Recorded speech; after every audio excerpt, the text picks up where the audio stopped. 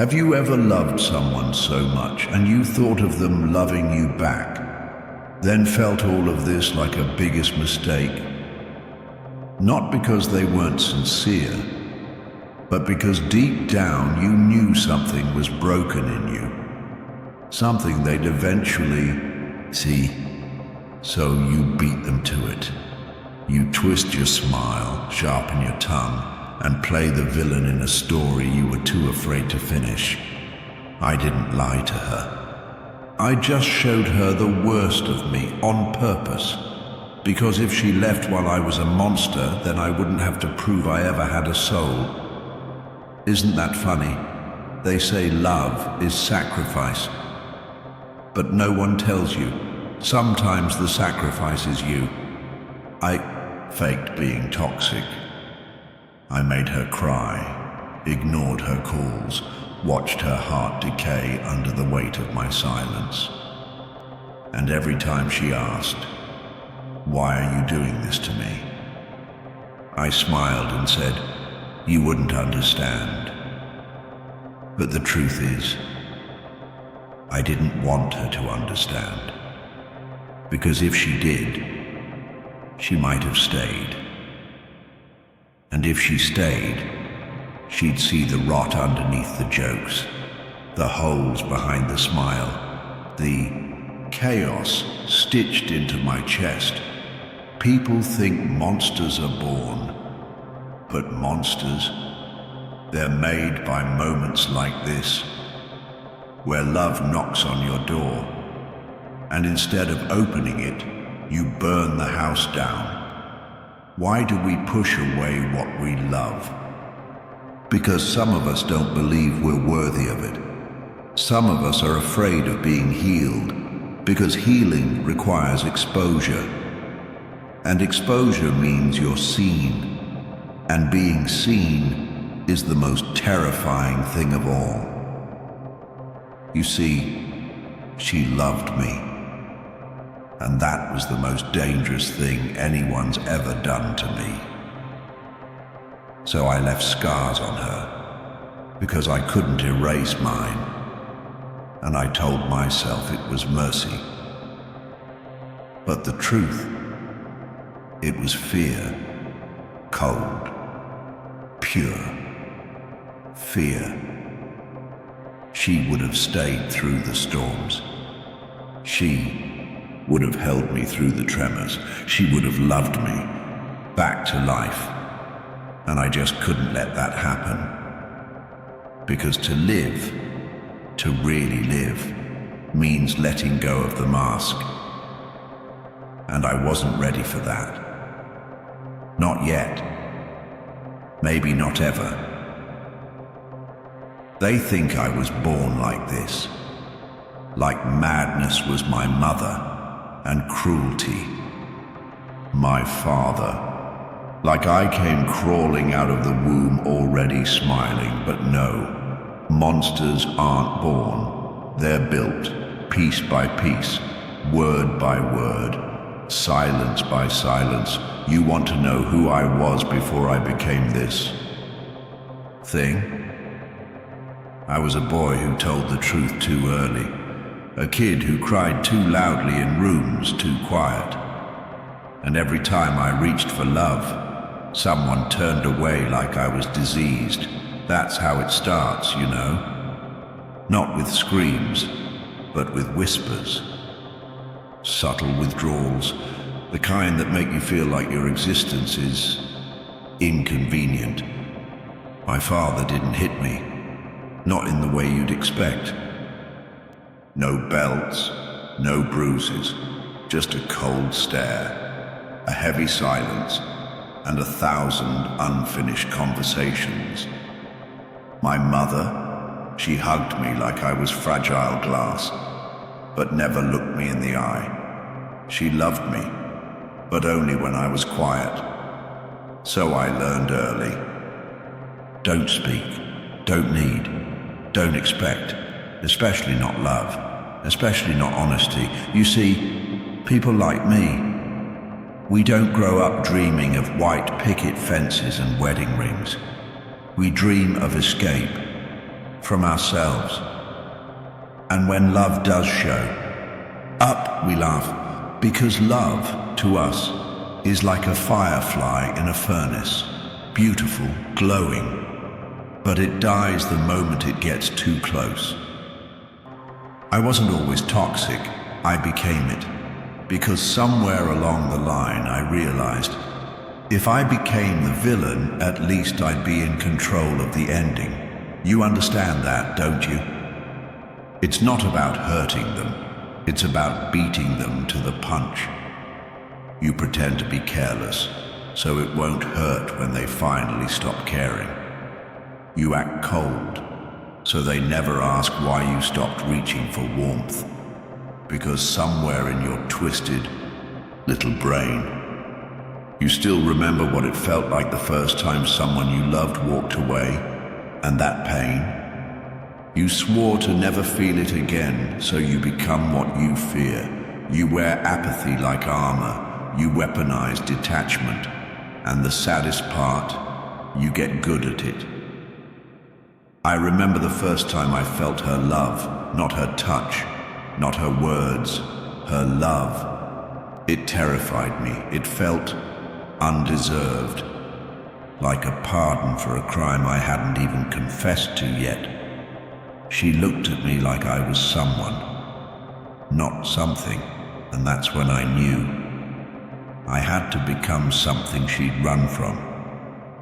Because if she stayed, if she really stayed, I'd have to look in the mirror and face the man behind the monster. And I wasn't ready for that. Because when you've spent your whole life hiding in the dark, the light doesn't feel like salvation. It feels like exposure. It's easier to play the villain, because villains don't owe anyone anything. Not love, not truth, not even an explanation. I didn't destroy her because she failed me. I destroyed her because she believed in me. And nothing is more painful than being seen by someone who refuses to look away. She didn't fall in love with the mask. That's what scared me the most. Most people only see what they want to see. They fall in love with the illusion, the charming smile, the clever words, the mysterious silence.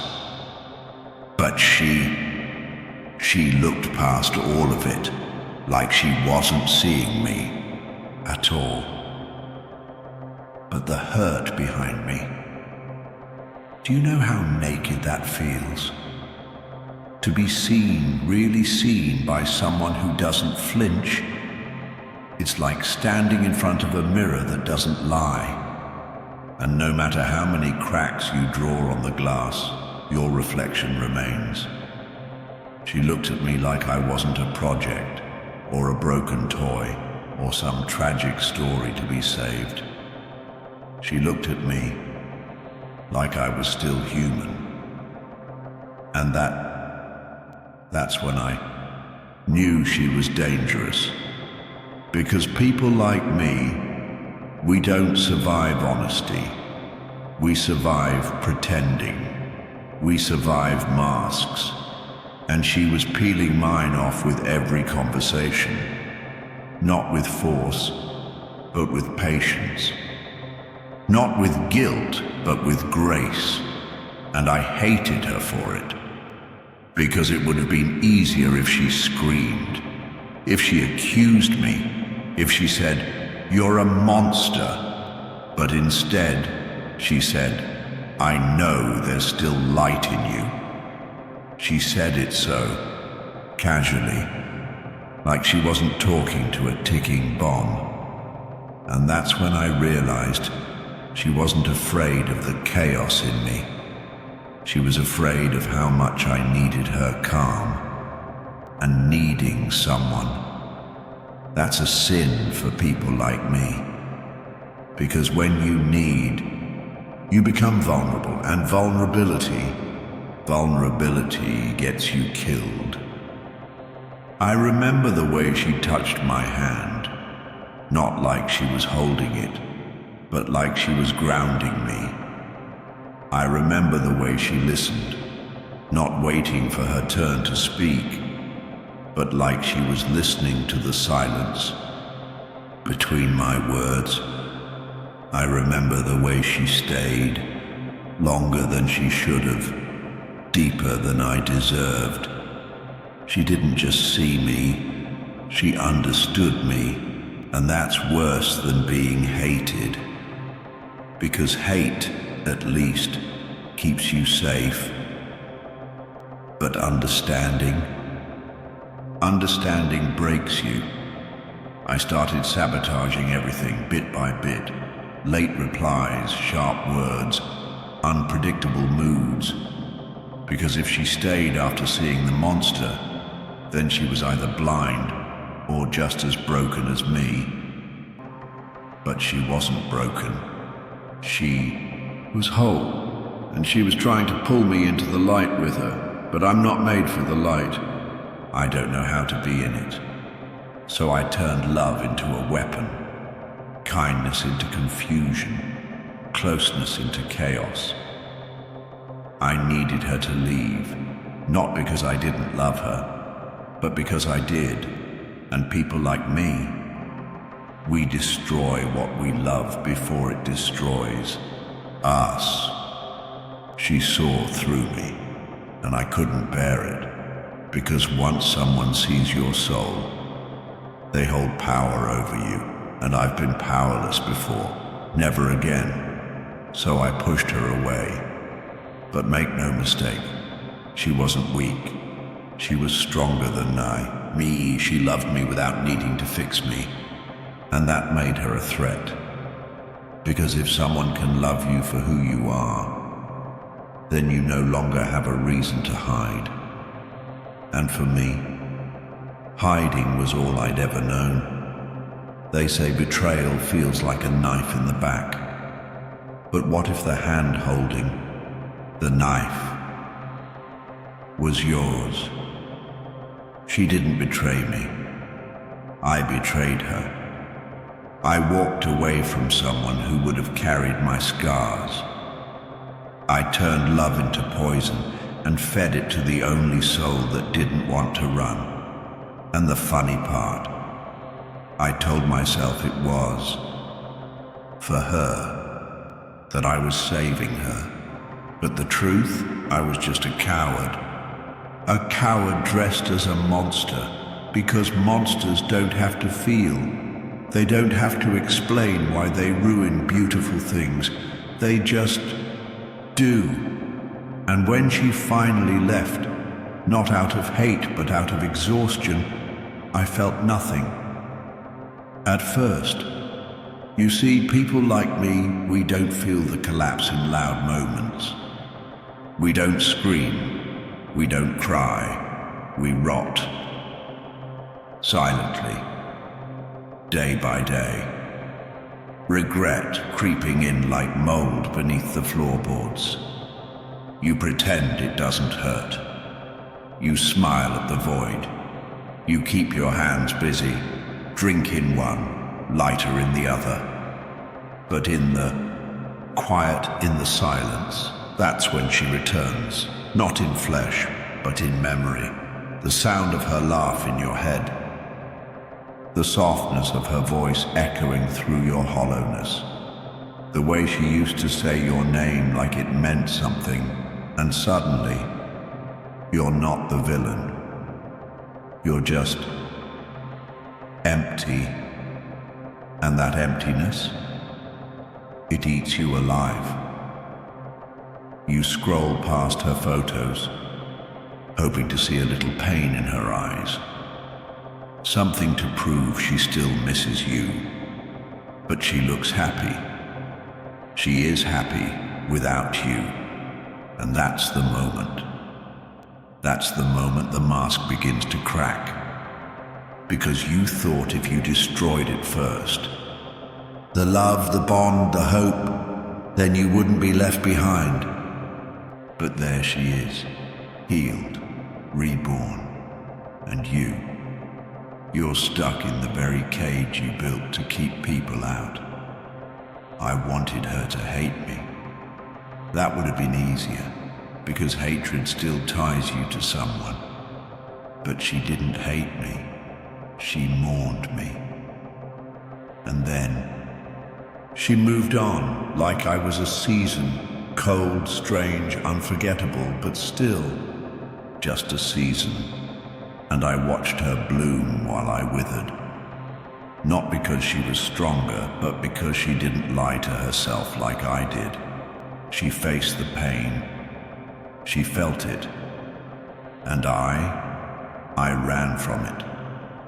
I buried it beneath layers of sarcasm and sex and smoke and silence. And when I was finally alone, truly alone, that's when I realized I never pushed her away because I didn't love her. I pushed her away because I couldn't let her love me. Because that kind of love requires you to show up, naked, unarmed, unmasked, and I was too terrified to be seen like that. So I became toxic. I became forgettable. I became every fear I had about men who never learned how to stay. And now I sit with the aftermath, not of her betrayal, but mine. I betrayed myself. I gave up the one person who would have stayed through the storm, because I was the storm, and I thought no one could survive me, but she would have. She wanted to, and I told her to run. Now, here I am, surrounded by silence, wrapped in regret, haunted by the sound of her goodbye I forced her to say, and the most painful part, I'd do it again, because some of us weren't made for peace. We were built from the wreckage. We were forged in fire, and when something pure touches us, we don't embrace it. We destroy it. Because in our twisted little world, pain is easier than love. What's the price of resurrection? Is it pain? Is it agony? Is it the shattering of everything you thought you knew? Or is it the moment you look into the mirror and for the first time in your life, you see yourself? You see, they talk about rebirth like it's a pretty thing, like it's a soft sunrise over a mountaintop. But no one ever mentions the darkness before the dawn. The blood, the broken pieces, the everything you thought you could never live without being ripped from you. I thought I was dying. I thought the world had finally broken me into something unrecognizable. And you know what? It did. It tore me apart. But in doing so, it gave me a gift. I learned that destruction isn't the end. It's the beginning. I used to think I needed her love to be whole. I used to think I needed to feel something to know I was alive. But the truth is, love is a crutch. It's a mask.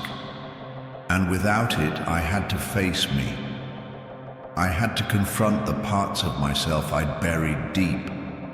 The shame, the fear, the lies. And in doing so, I found freedom. Because you see, there's something oddly beautiful about losing everything. You shed your old self like dead skin. And when you rise from the ashes, you're not the same person. You're stronger, harder. And for the first time in a long while, you are in control of everything. That's the thing about pain. It strips away the pretense, the illusions, the fantasies of who you were supposed to be. And when it leaves you naked, you're finally free to build yourself into something new. I remember when I first realized I didn't need her. It wasn't anger. It wasn't rage. It wasn't a victory lap. It was silence. The silence where you don't cry, don't scream, don't beg. The silence where you look around at the wreckage, and for the first time, you don't feel sorry for yourself. You feel alive. Because in that silence, you can hear the whispers of who you were always meant to be. I thought I needed her to fix me. I thought I needed someone to heal me, to rescue me from the monster I became. But no one rescues the monster. The monster rescues himself. And in that moment, I didn't need her anymore. I didn't need anyone, because I was the villain, and the villain doesn't need redemption. The villain doesn't need love. The villain is the resurrection. When everything was torn down, when every lie was exposed, and every truth came crashing down on top of me, I realized I was more than the chaos. I was the one who created it, and that made me more powerful than I ever realized. I was no longer the weak man pretending to be strong. I was the strong man who could finally stand alone. And standing alone, it's terrifying at first, but it's the only way to truly live. And if you're wondering if I miss her, if I miss the love we shared, I won't lie. There are moments, fleeting moments, when I wonder how different things could have been. But then I remember, I didn't push her away to hurt her. I pushed her away to find myself, and I did. In a way that was ugly, violent, and chaotic, but I did it. I found my truth, and now I am the villain I always was. But here's the twist. The villain doesn't lose. No, the villain wins. Because in chaos there is power, and in power there is freedom. And that's the ultimate truth. No one is coming to save you. No one is coming to fix the broken parts of you. You save yourself. And if that means becoming someone you fear, so be it. Because the moment you embrace the chaos, you're no longer the victim of your past. You're the architect of your own fate, and there's nothing more freeing than that. Chaos. It's the one thing that never lies to you. It doesn't need to be tamed. It doesn't need to be understood. It simply is. People like to talk about control, like they can box their lives into neat little categories, like they can create an illusion of balance by drawing lines on paper and pretending that if they walk along the edges, they'll find peace. But peace is a lie, and balance is a game for the weak. The ones who don't know what it means to live. Because here's the truth. Control is an illusion. The more you fight it, the more it fights back. And when you can't control it, you break. But chaos doesn't break. Chaos doesn't conform. Chaos is the truth of the universe.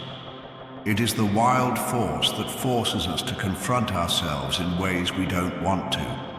And me? I embraced it. I became it. I realized something through all the wreckage, through the lies, the betrayal, the pain. The world doesn't need more heroes. It doesn't need more saviors. It needs more villains. Because villains Villains are the ones who break free. They're the ones who destroy the systems that keep people trapped in their minds. They're the ones who have the courage to destroy their own identity and build something real from the wreckage. And that's what I did. I embraced the chaos. I embraced the mess. And through it all, I realized something profound. I don't need to be loved. I don't need to be understood. I don't need anyone to fix me, because I am already whole. Not in the way society says I should be, not in the way they tell you to find peace. No, I am whole in the way that only the broken can be. I am whole in the chaos of my own creation, and that, my friend, is true power. So let me ask you, do you feel the chaos in your life? Do you see the cracks in your own facade? Do you hear the whispers calling you to something more? Or are you still pretending that everything is fine? Are you still hiding behind that mask, too afraid to look into the mirror? You don't have to be afraid anymore. You don't have to run. Because here's the thing, the moment you stop fighting the chaos, you stop being the victim. You start being the one who creates. You become the one who controls, not by conforming, but by embracing the storm.